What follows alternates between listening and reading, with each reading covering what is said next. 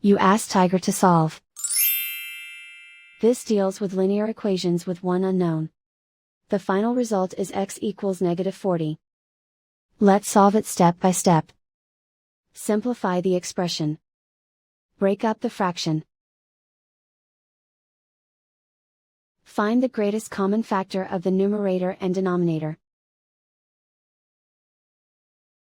Factor out and cancel the greatest common factor.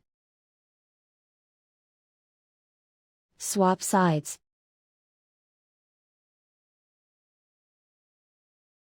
Group all constants on the right side of the equation. Subtract 5 from both sides.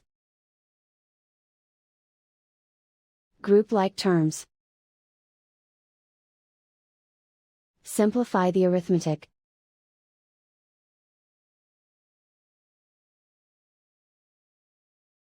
Isolate the x. Multiply both sides by inverse fraction 10 over -1.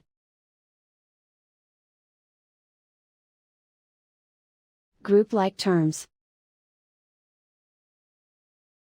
Multiply the coefficients. Simplify the arithmetic.